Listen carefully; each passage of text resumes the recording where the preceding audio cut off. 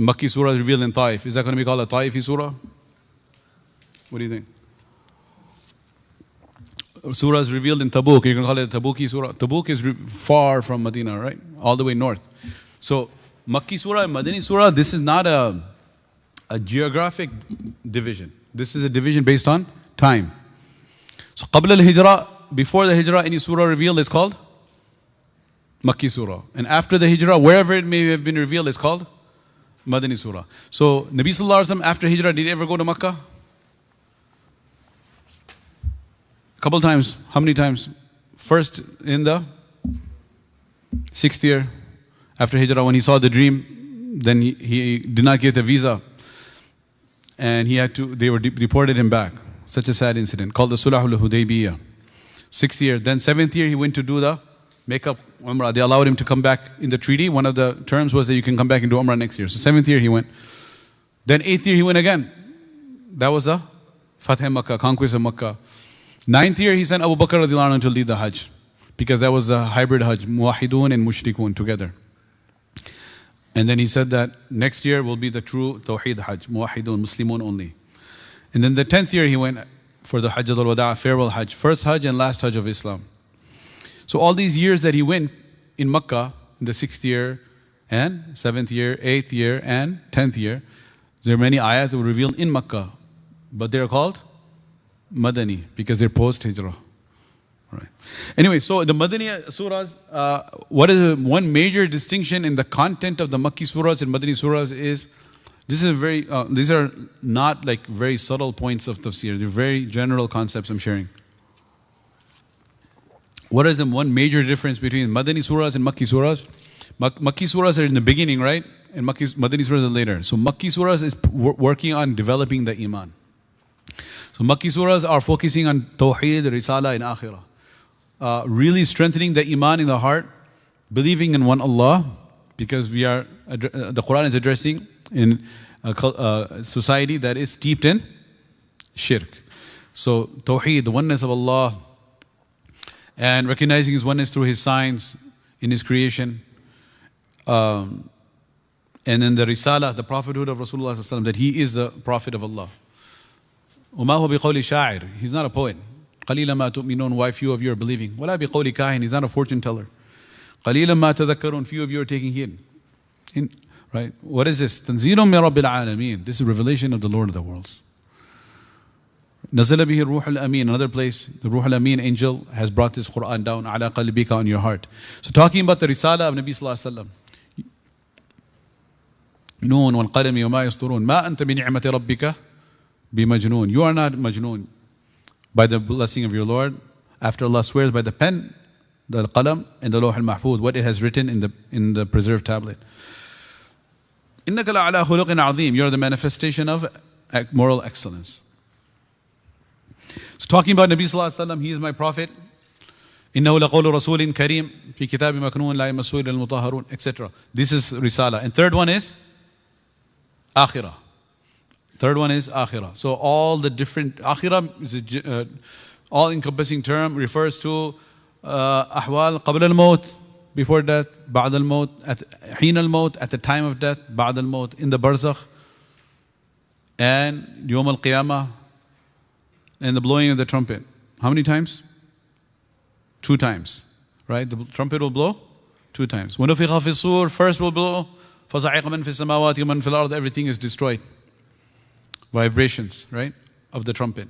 The sound will increase so much that everything starts shaking until if somebody has a lot of bass or some, na'udhu billah, you pass by someone blasting some rap, na'udhu billah min zalik. But you're fasting, you're trying to cover you should get like silencing, headphones, Bluetooth, something going. Anyway, what happens is things start shaking, right? So when the trumpet will blow, it will shake. The decibel level will increase of the sound, and that will create the vibrations. Will create everything will start shaking until with al jibalu suyirat, the mountains will be floating. That's how bad the shaking will get. So that, and then Jannat and Jahannam, the Yawm al-Qiyamah, all of that is Akhirah. So these are the 3 concepts in the Makki surahs. In the Madani surahs are ahkam, a lot of injunctions, because now the Iman has developed. A person believes in what? La ilaha illallah, he believes in Tawheed. Muhammad Rasulullah, he believes in Nabi Sallallahu Alaihi Wasallam. And he believes in Akhirah. This is a very, very big sticking point for people. Has been and it still is. That they say, in hiya illa hayatuna dunya. This is our worldly life. Namutu wa nahya. We live and we die, we enjoy. وَمَا نَحْنُ بِمَبْعُوثِينَ. We will not be resurrected. So this is a very difficult concept. People say, wait, the fact you're born, yeah, we see that you're born. The fact you die, it's an undeniable reality. You die. Nothing as sure as death and taxes. Right? To everyone, no one denies death. Question is, what happens after death? That's where the discussion begins. So, Asim ibn Wa'il, he brought a bunch of bones that were decayed and he threw them in front of Nabi Sallallahu Alaihi Wasallam. Who will bring these bones back to life when they are being destroyed and they're decaying and they're turning to dust? قُلْ يُحْيِهَا الَّذِي أَنْشَأَهَا أَوَّلَ مَرَّةٍ. This may be familiar, right? From Surah 2? Yasin, right at the end. وَهُوَ بِكُلِّ خَلْقٍ عَلِيمٍ. Allah who created the first time, He's going to bring it back the second time. And you can't even say it's easier. Like Allah who brought it the first time, who created it from a state of non-existence, and it should be easier for Him to bring it back into existence. Can you say that? You cannot say it's easier. Because if you say one task is easier than another task, then that logically means that the other task is a little bit difficult. Right? If A is easier than B, that means B is a little bit more difficult than A. Nothing is difficult for Allah. Creating the first time was super easy, creating the second time is super easy. Nothing is easier, because if one thing is easier, the other one is harder.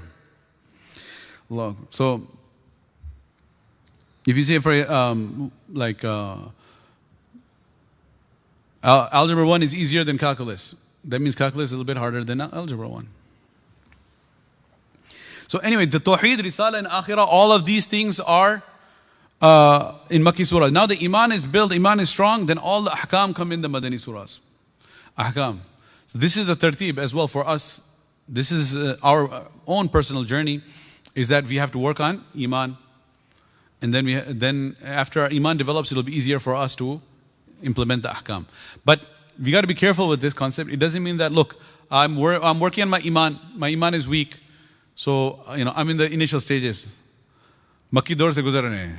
That has different concepts in different areas. Anyway, so therefore I don't have to pray. The fasting became farad in Medina, zakat became farad in Medina, salat became farad, Miraj happened 10th year, later on. So I don't have to do that. I'm worried about what? La ilaha illallah. I'll do my dhikr, I'll do my darbs, and I'll do my da'wah ilallah. And there are different ways of building the Iman. Through da'wah, through dhikr, through contemplation, meditation. Different ways. I'm working on my Iman. Inshallah, jab Iman mazboot ho jayega, when my Iman gets strong, then I'll worry about Ahkam. That's not the case. Because we covered it today as well. Ya ayyuhalladhina amanu udkhulu fi silmi kafa. You have to enter in Islam completely, totally. However, there is still a benefit of knowing the order, because we can, inshallah, put more emphasis on learning Iman. And continue to put emphasis on learning Iman, strengthening one's Iman until the Iman is strong enough that it brings a person onto all of the ahkam of Allah subhanahu wa ta'ala. تعلمنا الإيمان ثم تعلمنا القرآن فزدنا به إيمانا أو كما قال. That we learn our Iman, then we learn the Qur'an, and by learning the Qur'an, after learning Iman, our Iman further increased. لِيَزْدَادُوا إِيمَانًا مَعَ إِيمَانِهِمْ. They had Iman from before, then their Iman further increased. So there are a lot of ahkam in Madani surahs. And we're just starting. So basically, it starts off, for example, Ayah 178, Ya ayyuha alladhina amanu kutiba alaykum al-qisasu fil qatla. O those who believe, qisas, it's a had punishment. Like, I couldn't just start off talking about qisas. So it's giving some background. This is ahkam here. Because Iman has been built over 13 years. Now they're ready. And Islam, for example, when we say it's a complete way of life, we just say that. When you're like at some interfaith gathering or what is Islam? Oh, Islam is a complete way of life. What does that mean? Like, can you unpack that? How is it a complete way of life? So when we study the fiqh, then we will realize that, oh my God, this Sharia, this Islam is so encompassing every single aspect. It's a generic statement, every single aspect of life, Islam gives us guidance. But until you go through the chapters, or at least at the bare minimum, if you take a detailed fiqh work, all you got to do is what? Read through the table of contents. على الأقل, bare minimum. Read through the table of contents. Many things we may understand, many things we may not understand, but at least we can get an idea of the scope. The scope. From the personal level, to the interpersonal level, to the community level, to the state level, to the global level. There's ahkam with regards to ruling the world. There may be a dangerous word to say, but like how a government should be and how an individual should be. From the individual to the, global one world government, right? So it's all the ahkam are there. And we are still studying them, preserving them. Somebody will say, for example, this qisas, take this as an example, which is the capital punishment for someone who commits intentional homicide, that his life will be taken. What is one of the basic principles before we even talk about this is that there's no independent, you cannot become your own judge and jury and executioner and take the law into your own hands. Vigilante justice is the term I was skipping my mind. There's no vigilante justice in Islam. So, na'udhu billah, nobody can take any of these ayat. Hey, we learned in Taraweeh tonight about this. So, if there's a punishment for zina or punishment for qatl, and then you go and enact that, go out there and do it, na'udhu billah, that is not taught in Dar es-Salaam. Don't come back here and say, we taught you that. Nor any fiqaha, nor any muftis in the world. You cannot take the law into your own hands. There's specific protocols and conditions for all of these things. Amongst them, the very simple one is that there has to be an Amirul Mu'mineen. And there has to be a Khilafa Islamiyya. Then the Amirul Mu'mineen will appoint a Qadi al-Qudat, the Chief Justice. The Qadi al-Qudat will appoint the Qadis. There's courts, right? There's a whole system. And part of that system is the capital punishments. And the capital punishments are the hudud, to preserve 5 things. Right? Preservation of life is qisas. And preservation of wealth is haddu sarqa, of the hand of the thief. And preservation of the honor and izzah is the haddul qadhaf, the punishment of falsely alleging someone has committed some type of illicit fahsh, obscene act. There's 80 lashes for that. Mentioned in the Qur'an. وَالَّذِينَ يَرْمُونَ الْمُحْصَنَاتِ ثُمَّ لَمْ يَأْتُوا بِأَرْبَعَةِ شُهَدَاء. Those who falsely claim somebody committed zina, they don't have 4 witnesses. فَجْلِدُوهُمْ ثَمَانِينَ جَلْدًا. They should be lashed 80 lashes. And then, had of zina itself, that's for preservation of the family unit. And preservation of the intellect is through the had for shurbul khamar, drinking wine, 80 lashes. So Allah Ta'ala mentions that, and then He says here, وَلَكُمْ فِي الْقِصَاصِ حَيَاتٌ. By implementing the commandment of qisas, there will be life. One person is killed, but life is preserved for everyone else. Ya ulil albab, oh those people who do have intelligence. If you don't have much intelligence, you won't understand what's going on. Hey, one guy is being killed and you're saying there's hayat. That's why Allah Ta'ala didn't say, oh pious people, oh righteous people, oh good people. He said, oh intelligent people. Ya ulil albab, because it requires intelligence to understand what's going on here. Because He said, وَلَكُمْ فِي الْقِصَاصِ hayat. By killing one person, there's life.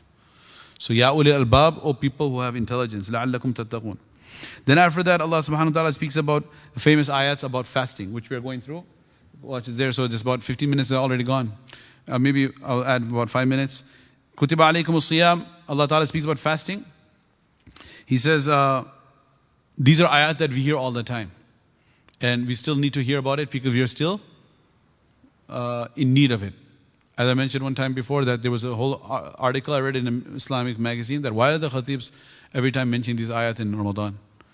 We got it, we know it. كُتِبَ عَلَيْكُمُ الصِّيَامُ كَمَا كُتِبَ عَلَى الَّذِينَ مِنْ قَبْلِكُمْ لَعَلَّكُمْ تَتَّقُونَ أَيَّامًا مَعْدُودَاتٍ. Why do they have to repeat the same thing? So there was an op-ed article in one of the magazines blasting why the khatibs talk about this ayah. So the question is not, do you know the ayah or you know the translation? The question is, what level of implementation we have? Do we have the true taqwa? So fasting has been prescribed upon you like it has been prescribed upon people prior to you.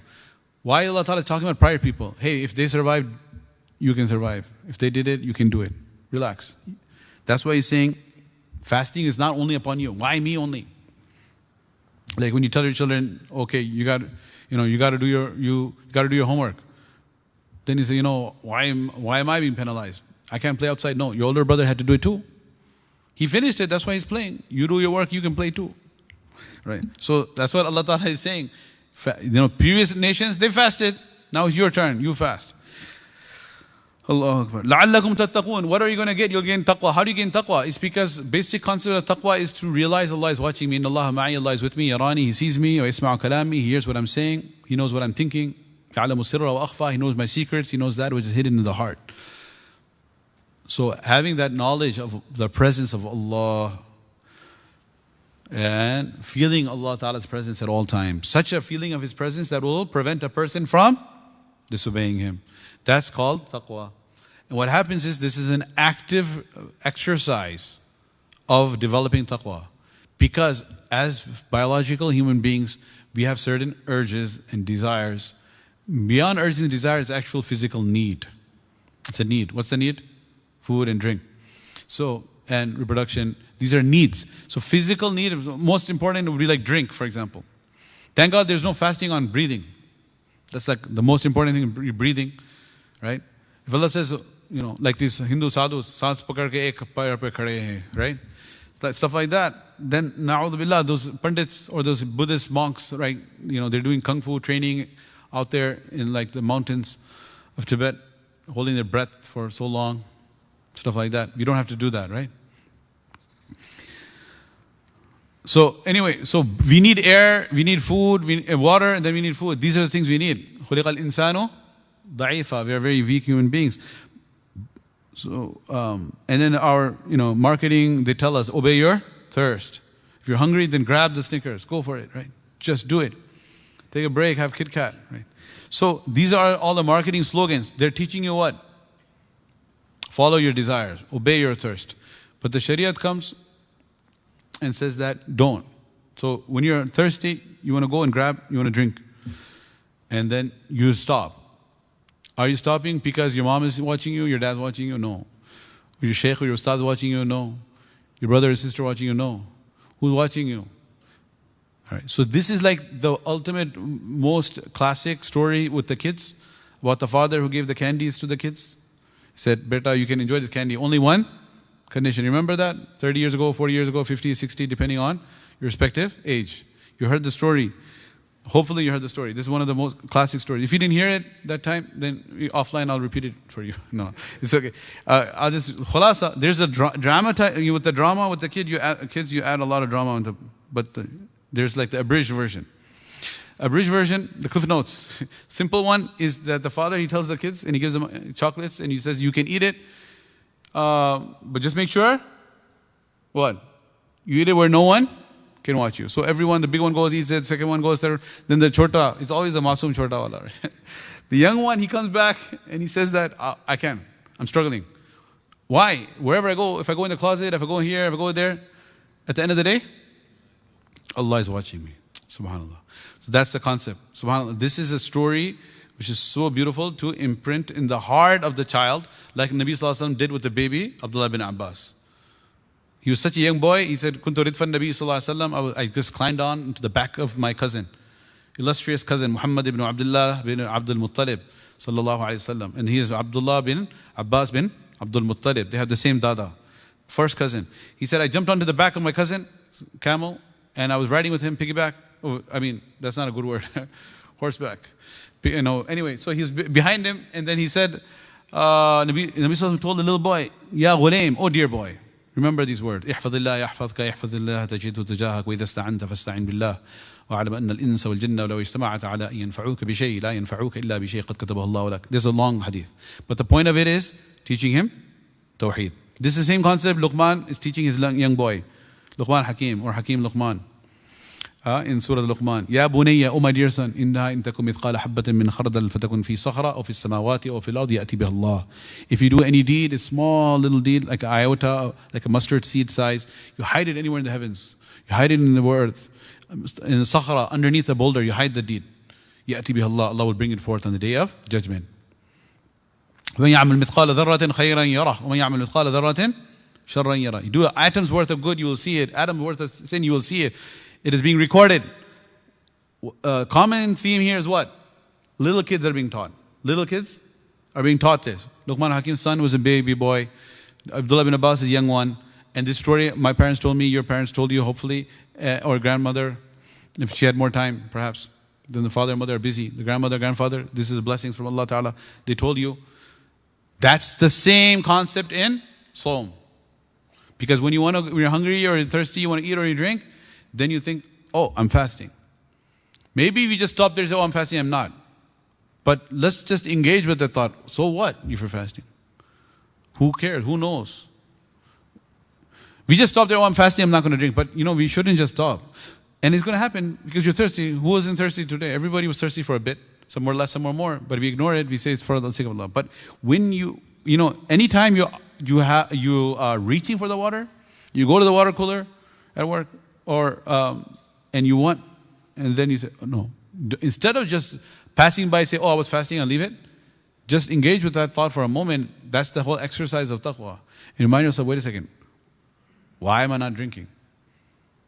Because I'm fasting. Yeah, but so what? So what if you're fasting? Because Allah said so. But where's Allah? No, Allah's watching me. So you have that belief. But sometimes what happens? You don't know that you have it. Because you end up not realizing the gift you have. Like the expert coach and the expert teacher, what does he do?